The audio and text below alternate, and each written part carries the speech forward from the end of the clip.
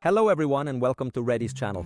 Today's video is about a highly anticipated motorcycle. It bears an Italian brand on the tank. Its headquarters are in Trivolzio, just a few kilometers from my home, but the ownership is Chinese. And just like Italian brands, it aims to stand out for its personal style and features, attention to detail, and a riding quality superior to that of its direct competitors. These are all arguments that work very well when talking about entry-level motorcycles, and it's no coincidence that the X-Cape 650 and 700 have done very well on the market.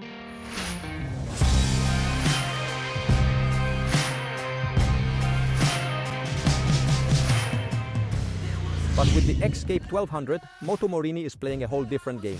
Here, we're entering the world of maxi enduros and the competitors are playing very hard. On its side, the X-Cape has an incredibly competitive price, but I'll tell you that at the end because I'm convinced it won't be the only reason to buy this bike. Morini has really put a lot on the table with the X-Cape 1200. Let's discover it together.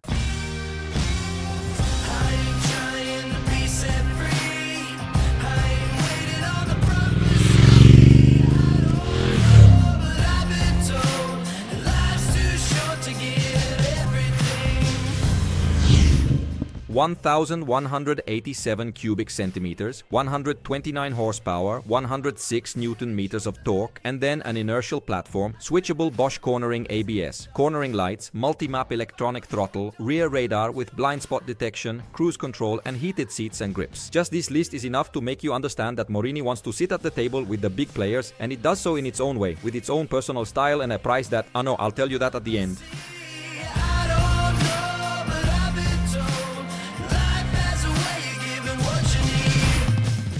First, let me remind you that the engine is an old acquaintance, namely that 1,187 cubic centimeters V-twin created by Lamborghini, who by the way is also the father of the legendary 3.5 engine. An engine that in fact marked the rebirth of the brand in the past, also powering the ferocious Corsaro, and those who owned one remember it well.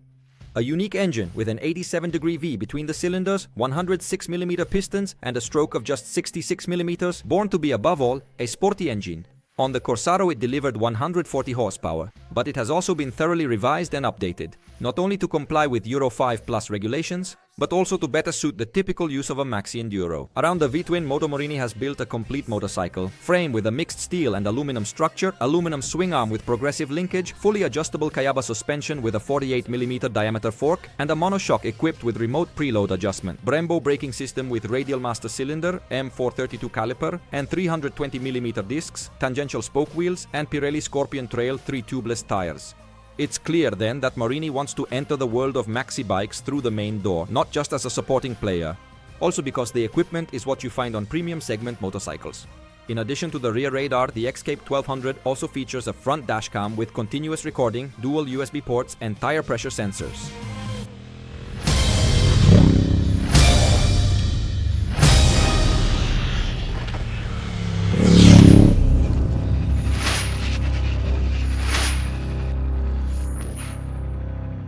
Let me give you a few more numbers to help you better understand the X-Cape 1200.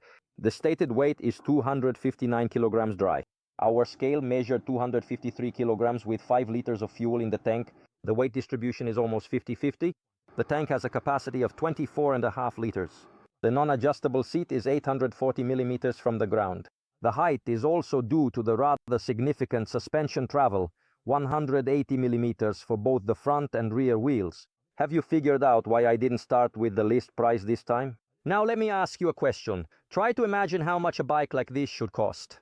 Let me know down below in the comments, and in the meantime I'm going to take it for a ride and then I'll tell you how it goes.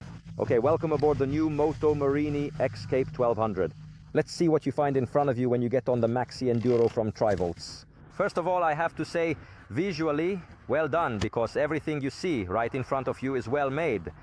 And then, when you notice certain brands, even on the brake and clutch master cylinder clamps, you feel pretty satisfied with the level of quality. The screen the display is 7 inches and it's the same as the one on the X-Cape 700.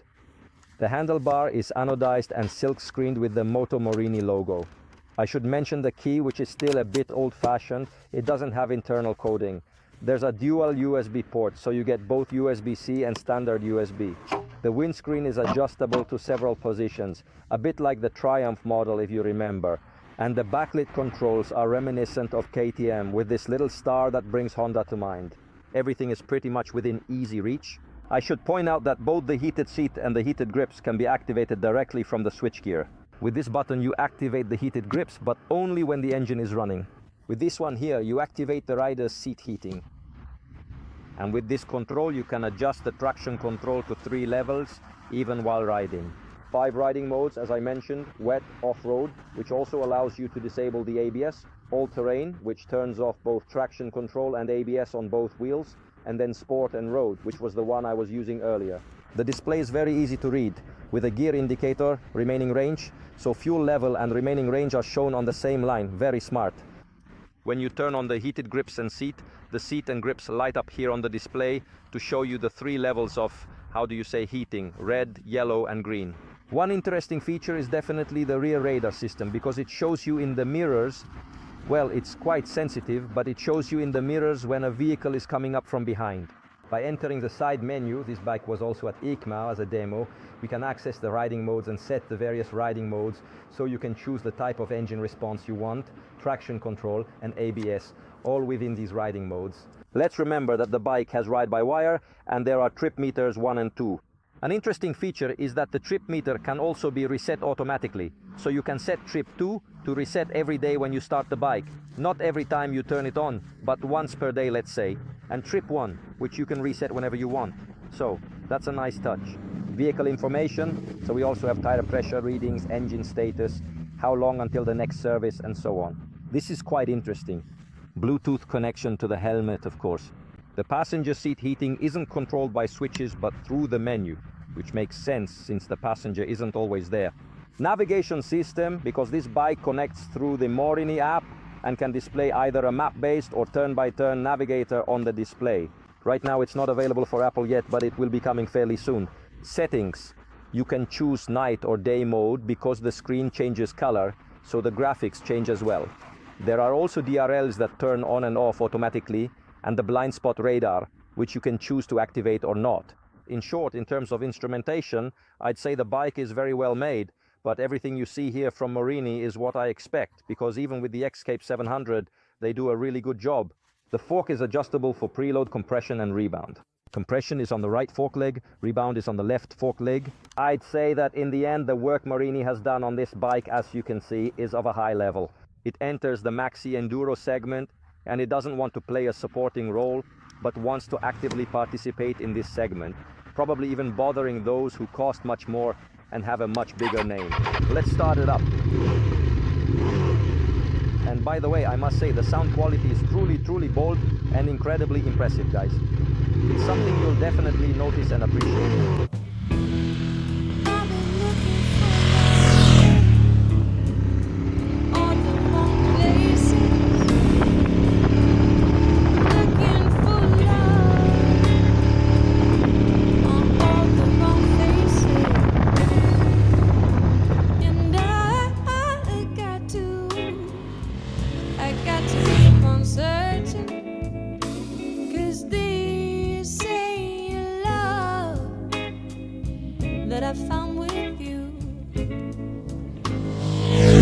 Okay, test over. Of course, well done Morini, I enjoyed it for 3 days. Of course, whenever we go out to shoot, the rain shows up, something we never miss anymore. It's almost become a running joke, but that's how it is and we just have to deal with it. But I enjoyed it for 3 days, even with good weather. And I have to say, well done Morini, you did an excellent job on this X-Cape 1200. Let me go in order. I'll start with the ergonomics to begin with, okay? And I'll tell you that the seat, as I mentioned, is 840 millimeters from the ground. Well, at my height of 171, I can touch the ground with both feet, just the tips of my toes, so it's fairly secure. When you have one foot on the peg, your foot touches the ground with the sole. So from this point of view, I'd say it's good also because the central area here is quite slim thanks to the twin-cylinder engine. The seat isn't adjustable, but I know they're working on optional seats that are higher and lower. Still, I have to say that the standard one isn't bad at all for my height. There's a bit of distance between the seat and the handlebars. I find the riser system clever because it brings the handlebars closer to you, so you don't have to tilt the handlebars too much toward the rider, which also looks bad aesthetically. Here, the handlebars are positioned well, but there are risers that come back, and if you want to bring the handlebars even closer, there's some room to do so. Also because, as you can see, they don't touch even when you turn the handlebars all the way. By the way, I have to say the steering angle is interesting. So Ergonomics, yeah, good. The leg angle isn't too cramped. I should point out that the distance from the foot peg to the passenger foot peg is a bit short, let's say, especially when you're wearing enduro boots like mine. You end up touching, at least I do, since I tend to use my toes a lot and I end up hitting it. But I have to say, overall, very good. The seat, as I mentioned, isn't that wide in the section, but in my opinion, the padding is really well balanced. The only thing I want to point out and show you is, as you can see, the seat tends to rise up a bit, so it forms a bit of a dip, and I would have preferred if this part were a little flatter so that after many hours in the saddle, you could move around more easily. But I also did some rides with the passenger. I took Andrea, as usual, my son, who is our beta tester for the passenger seat, and the passenger really appreciated it. Nice handles, soft seat, a well-designed leg position, and not too much exposure to the wind compared to the rider, which means you can really travel comfortably with this Morini, also because it vibrates, but really very little. The windshield is adjustable not just in two positions, but on a graduated scale, so you can set it to whatever height you want. I usually kept it almost always in the low position, but on the highway I preferred it in the high position. I have to say the overall protection is good. If you use it in the high position, for my height, this little curve here acts a lot like a lens, so it bothers me a bit. That's why I almost always use it in the low position. There is some turbulence on the helmet, both when you're in the slipstream of cars and when you're not, so maybe I would widen the upper part a bit, but I have to say, in the end, you can travel comfortably at speeds of 140, 150 indicated, so even above the speed limit. And, well, your legs are also in a good position. Anyone who is sensitive to heat, which as we know is a very important issue, will notice that on the left side, hot air comes onto your knee. The area around the sock, let's say where the sock fits, is not hot, it's very, very well managed, but this part blows air onto your knee. I don't know why it's only on the left side and not on the right side. Apparently this, let's say, this vent that's designed to carry air away from the radiators, the air coming out of the radiator meets the air coming from the fairing and gets blown back against your knee. I know it's Morini, but again, this is a pre-production model. It doesn't have the center stand yet, which will be added. So they're working on a lot of things before it actually goes on sale. But I know that Morini is working on some deflectors that will further improve the situation. So in terms of ergonomics, I'd say it's good, and the engine is just as good. I mean, it's the first Morini with ride-by-wire, and the work has been done very well. I'd give it a 90% rating. There are 5 riding modes. What I can say is that I find the road mapping a bit underwhelming. Personally, I would have liked the throttle response to be a bit less filtered. On the other hand, the sport mode is nice and crisp, with a very direct throttle, which I like, and neither mode suffers from an overly pronounced on-off effect. Also, the combination of engine braking and getting back on the throttle is good, especially because it's an extremely flexible engine. You can be in 6th gear at 2000 RPM and it picks up without any jolting, and I'll show you this live. 6,000 to 2,000 RPM, very smooth, especially if I accelerate.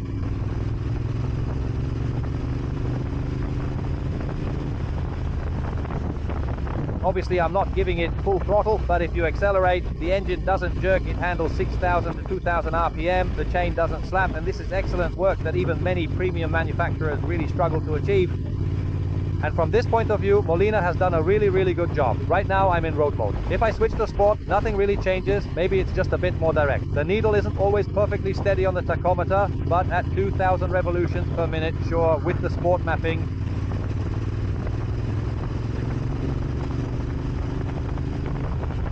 the engine is a little bit more aggressive, but honestly, from this particular perspective, I must say, it truly is quite impressive.